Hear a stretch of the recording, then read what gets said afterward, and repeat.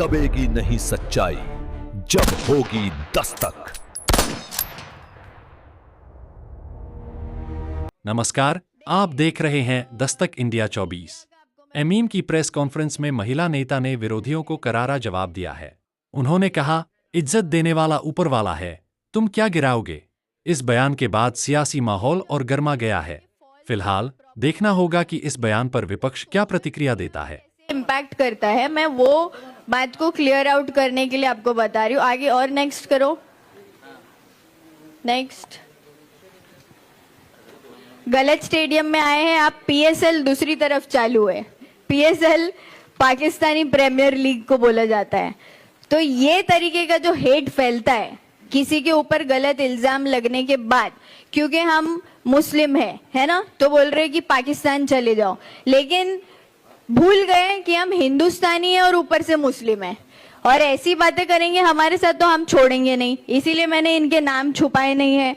Media में इनके नाम भी जाने चाहिए। जो लोग गालियां देते हैं और जो लोग गलत बातें करते हैं, हिंदू मुसलमान जो करते हैं, वो मीडिया में कभी कभी कुछ फॉल्स नैरेटिव्स को देखकर लोगों में एक आग लग जाती है, भड़क जाते हैं, और फिर उसका जो नतीजा है वो ऐसा सोशल मीडिया ट्रोलिंग के जरिए होता है। लड़कियों को अब्यूज किया जाता है, मेंटली हैरेस किया जाता है। मैं एक पॉलिटिकल लीडर हूँ और मेरे साथ अगर ये हो सकता है तो आप सब सोचिए कि इंडिया में कितनी लड़कियां, और इंडिया छोड़ दीजिए, दुनिया में ही सोशल मीडिया के इम्पैक्ट की वजह से कितनी लड़कियां इस चीज से हर रोज गुजर रही है। मुझे कई लड़कियों के मैसेजेस आते हैं। साइबर क्राइम का एक्शन जो ऐसे लोगों पे होना चाहिए वो सही तरीके से नहीं लिया जाता है। इसीलिए हमको इसके लिए भी कुछ स्टेप लेना चाहिए। आज की एक न्यूज है जिसको मैं हाईलाइट करना चाहूंगी। नमिता थापर की एक न्यूज है, जो कि शार्क टैंक की जज रह चुकी है और एक हेल्थ केयर प्रोफेशनल है। उनको बहुत गलत तरीके से ट्रोल किया जा रहा है। प्रेम नेक्स्ट करो, और ये इसके आगे का भी दिखाओ इनको। ये देखिए, ये मेजॉरिटी लोग यही बोलते हैं। और क्यों इस कंट्री से जोड़ा जाता है हमको पता नहीं। इसका पूरा इतिहास पता है, पूरा हिंदुस्तान इसके इतिहास का गवाह है। इसको हमसे अलग होके कई साल हो चुके हैं, लेकिन फिर भी आज भी हिंदुस्तानी मुसलमानों को इस कंट्री के नाम से हैरेस किया जाता है, और ये बंद हो जाना चाहिए। हम हिंदुस्तानी मुस्लिम हैं, और मैंने हर बार ये बात बोली है, और राहत इंदौरी साहब ने भी बोली कि सभी का खून शामिल है यहाँ की मिट्टी में, किसी के बाप का हिंदुस्तान थोड़ी है। तो ये जो पाकिस्तान बोल रहे, बांग्लादेशी बोल रहे, आतंकवादी बोल रहे, यहाँ चले जाओ वहां चले जाओ, इनका जाति प्रमाण पत्र सही तरीके से चेक करो। आप लोगों को बोलना चाहूंगी कि खुद का चेक करो। शायद आपको आपके पूर्वजों की याद आ रही है जो वहां बैठे हैं, या फिर शायद आपका बुलावा वहां से आ रहा है। जब तक कोई इंसान बोलता नहीं है, इसका मतलब ये नहीं है कि वो कमजोर है और या वो बोल नहीं सकता। कभी कभी चुप रहना समझदारी होती है, ताकि हमारे भी तरफ से कुछ ऐसा नहीं निकल जाए कि वापस से कुछ लोगों के बीच में झगड़े फैल जाए। बट मैं फिर भी ये बात सामने इसीलिए लाना चाह रही हूँ क्योंकि नमिता थापर के साथ भी ये हुआ। और आर वर्ड की गाली जो लड़कियों के लिए बहुत यूज की जाती है, द आर वर्ड, वो नमिता थापर शार्क टैंक की जज है, ये ये है, वो हेल्थ केयर प्रोफेशनल है, उसके लिए भी ये सब यूज किया गया। उसको ट्रोल किया गया बहुत बुरी तरह से। और उसने आज खुद सामने आकर एक वीडियो अपलोड किया जिसमें उसने कहा कि हमारे लिए कोई बात नहीं करेगा, we have to speak up for ourselves.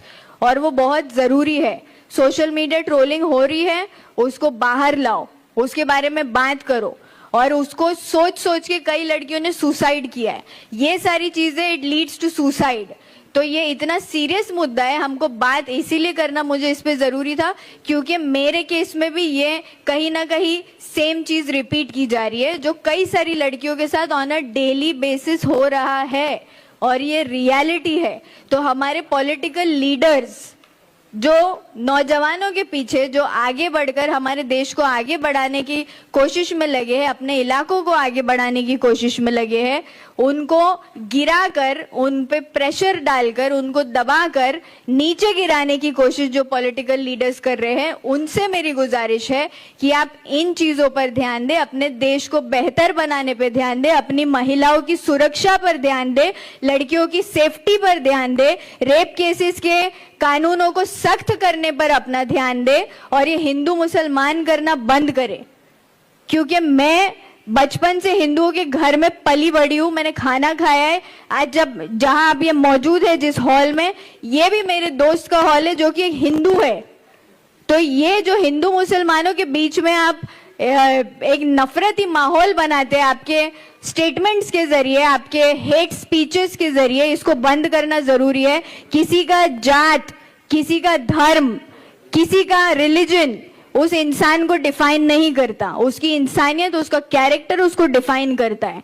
तो किसी भी धर्म और जात के पहले इंसानियत को बढ़ावा दो, इंसान बनो, यही गुजारिश है। Thank you very much. और मीडिया से भी बहुत बहुत शुक्रिया, आपने अपना वक्त दिया।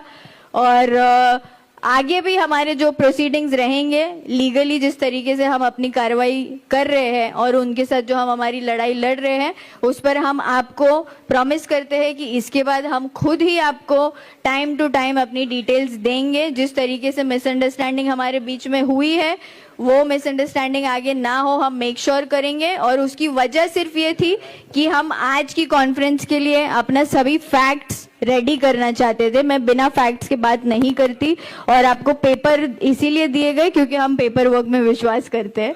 तो प्लीज दस्तक इंडिया 24 न्यूज पर देखिए जुर्म से जुड़ी सभी बड़ी खबरें।